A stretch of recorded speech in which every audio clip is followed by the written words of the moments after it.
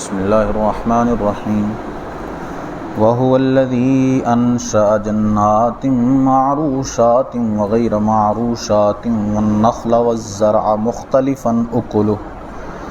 مُخْتَلِفًا أُكُلُهُ وَالزَّيْتُونَ وَالرُّمَّانَ مُتَشَابِهًا وَغَيْرَ مُتَشَابِهٍ كُلُوا مِن ثَمَرِهِ إِذَا أَثْمَرَ وَآتُوا حَقَّهُ يَوْمَ حَصَادِهِ وَلَا تُسْرِفُوا إِنَّهُ لَا يُحِبُّ الْمُسْرِفِينَ وَمِنَ الْأَنْعَامِ حَمُولَةً وَفَرْشًا كُلُوا مِمَّا رَزَقَكُمُ اللَّهُ وَلَا تَتَّبِعُوا خُطُوَاتِ الشَّيْطَانِ إِنَّهُ لَكُمْ عَدُوٌّ مُّبِينٌ ثَمَانِيَةَ أَزْوَاجٍ مِنَ الضَّأْنِ اثْنَيْنِ وَمِنَ الْمَعْزِ اثْنَيْنِ قُلْ آلذَّكَرَيْنِ حَرَّمَ أَمِ الْأُنثَيَيْنِ أَمَّا اشْتَمَلَتْ عَلَيْهِ أَرْحَامُ الْأُنثَيَيْنِ نَبِّئُونِي بِعِلْمٍ إِن كُنتُمْ صَادِقِينَ صدق اللہ مولانا العظیم الصلاۃ والسلام علیک یا سیدی یا رسول اللہ وعلی آلک واصحابک یا سیدی یا حبیب اللہ الصلاۃ والسلام علیک یا سیدی یا نبی اللہ وعلی آلک واصحابک یا سیدی یا نور اللہ وَهُوَ الَّذِي أَنشَأَ جَنَّاتٍ مَّعْرُوشَاتٍ وَغَيْرَ مَعْرُوشَاتٍ اور وہی ہے جس نے پیدا کیے باغ کچھ زمین پر چھائے ہوئے وغیر معروشات اور کچھ زمین پر پھیلے ہوئے وَالنَّخْلَ وَالزَّرْعَ مُخْتَلِفًا أُكُلُهُ اور کھجور اور کھیتی جس میں رنگ رنگ کے کھانے ہیں وَالزَّيْتُونَ وَالرُّمَّانَ اور زیتون اور انار متشابہم وغیر متشابہ کسی بات میں ملتے اور کسی میں الگ ہیں کلوا من ثمرہ اذا اثمر وآتوا حقہ یوم حصادہ کھاؤ اس کا پھل جب پھل لائے اور اس کا حق ادا کرو جس دن کٹے ولا تسرفوا اور بے جا خرچ نہ کرو انہ لا یحب المسرفین بے شک بے جا خرچ کرنے والے اسے پسند نہیں آتے۔ یہاں اللہ عز و جل نے اپنی قدرت کے کچھ دلائل ذکر فرمائے ہیں۔ فرمایا کہ وہ جس نے زمین پر باغات بنائے ہیں دو قسم کے، کچھ زمین پر پھیلے ہوئے اور کچھ زمین پر چھائے ہوئے۔ پھیلے ہوئے ہونے سے مراد کہ وہ چیزیں جو بیل پر لگتی ہیں، جیسے کچھ پھل ہوتے ہیں جو بیل پر لگتے ہیں وہ زمین کے اوپر پھیلے ہوئے ہوتے ہیں، اور جو چھائے ہوئے ہوتے ہیں اس سے مراد درختوں پر لگنے والے پھل ہیں۔ تو اللہ فرماتا ہے یہ دونوں چیزیں اللہ نے پیدا فرمائی ہیں اور کھیتی بھی پیدا فرمائی اسی نے۔ اب یہ سارے جو ہے وہ پیدا اسی نے کیے ہیں، اور سب کو سیراب بھی ایک ہی پانی سے کیا جاتا ہے، ہر ایک کو ایک ہی پانی لگایا جاتا ہے، کسی پھل کے لیے کوئی خاص مخصوص پانی نہیں ہوتا۔ لیکن اللہ کیا فرماتا ہے مختلفاً اکلہ، پھر بھی سب کے ذائقے مختلف ہوتے ہیں، ہر ایک کا ذائقہ جو ہے وہ الگ الگ ہوتا ہے۔ اور پھر فرمایا اللہ نے زیتون اور انار پیدا فرمایا ہے، کچھ باتوں میں یہ آپس میں ملتے ہیں اور کچھ باتوں میں یہ آپس میں مختلف ہیں۔ ملتے ہیں مراد سے مطلب کہ رنگ اور پتے ان کے آپس میں ملتے ہیں، اور انار اور زیتون کا جو ذائقہ ہے وہ جدا جدا ہوتا ہے۔ پھر اللہ فرماتا ہے کہ جب پھل آ جائے تو اس پھل کو کھاؤ، اور جب کٹائی کرو تو اس کا حق ادا کرو۔ یہاں کھیتی کا یا جو بھی پھل وغیرہ زمین کی جو پیداوار ہوتی ہے اس کا حق ادا کرنے سے مراد اس کا عشر ادا کرنا ہے۔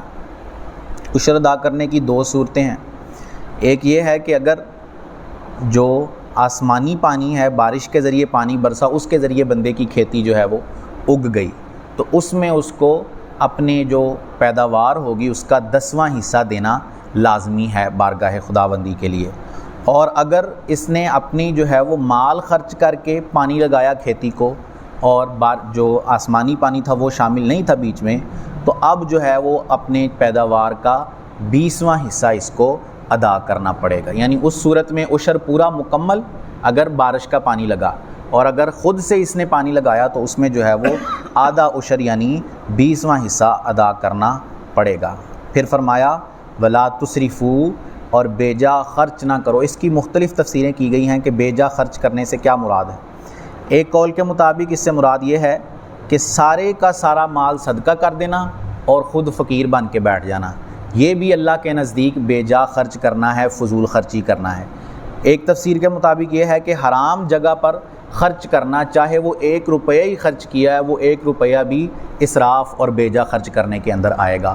اور اللہ کی راہ میں چاہے جتنا مرضی خرچ کر دے وہ کبھی بھی اسراف کے اندر شامل نہیں ہوگا. اسی طرح اور بھی مختلف اقوال اس کے بارے میں ذکر کیے گئے ہیں. پھر فرمایا انہ لا یحب المسرفین، بے شک بے جا خرچ کرنے والے اللہ کو پسند نہیں ہیں. اور ایک جگہ اللہ فرماتا ہے ولا تبذر تبذیرا ان المبذرین کانوا اخوان الشیاطین، اور فضول خرچی نہ کرو کہ بے شک فضول خرچی کرنے والے شیطان کے بھائی ہیں.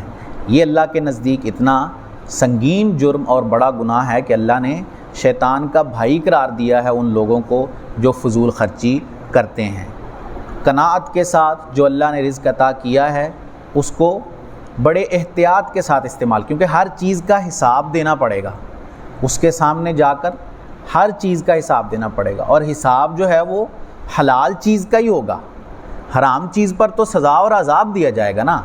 حلال جو ہم کماتے ہیں اور جو اس کو خرچ کرتے ہیں اس کے بارے میں پوچھ گچھ کی جائے گی کہ کیا کیا اور کیسے کیسے خرچ کیا اور کہاں کہاں سے آیا. جو حرام کمایا یا حرام کھایا اس پر تو ڈائریکٹ عذاب اور سزا کا ہی معاملہ ہے. تو اس لیے جب بھی رزق کا استعمال کریں تو بڑی احتیاط کے ساتھ. میں نے پہلے بھی حدیث سنائی تھی، حضور گھر میں تشریف لائے اور روٹی کا ٹکڑا جو ہے وہ نیچے گرا ہوا دیکھا تو حضور نے سیدہ عائشہ سے کہا اے عائشہ اس کی قدر کرو کہ جب یہ کسی قوم سے چلی جاتی ہے پھر واپس نہیں آتی. تو ہمیں اسراف سے حتی المقدور بچتے رہنا چاہیے. کبھی کوئی ایسا کام نہیں کرنا چاہیے جس کے اندر اسراف شامل ہو، بلکہ قناعت کے ساتھ اپنے آپ کو فضول خرچی سے بچاتے ہوئے. اب فضول خرچی سے بچنے کا دوسری صورت یہ بھی نہیں ہے کہ بندہ بالکل ہی کنجوسی اختیار کر لے. دونوں صورتیں منع ہیں، بالکل کنجوسی اختیار کرنا اور بالکل اپنا ہاتھ کھلا چھوڑ کر اسراف کرتے رہنا. درمیانی راہ اختیار کرنی ہے، نہ زیادہ اسراف ہو اور نہ ہی کنجوسی کی طرف معاملہ جائے، بلکہ درمیانی راہ اختیار کر کے بندہ خرچ کرتا رہے. وَمِنَ الْأَنْعَامِ حَمُولَةً وَفَرْشًا، اور مویشیوں میں سے کچھ بوجھ اٹھانے والے اور کچھ زمین پر بچھے ہوئے. کلوا مما رزقکم اللہ، کھاؤ اس میں سے جو اللہ نے تمہیں روزی دی. ولا تتبعوا خطوات الشیطان، اور شیطان کی پیروی نہ کرو. انہ لکم عدو مبین، بے شک وہ تمہارا کھلا دشمن ہے. یہاں جانوروں کی 2 قسمیں بیان کی گئی ہیں. ایک قسم وہ جانور ہیں کہ جو بوجھ اٹھانے اور مال اٹھانے کے لیے استعمال کیے جاتے ہیں، جیسے بڑے جانور ہے، اونٹ ہے، گدھا ہے، گھوڑا ہے، خچر ہے، یہ سارے.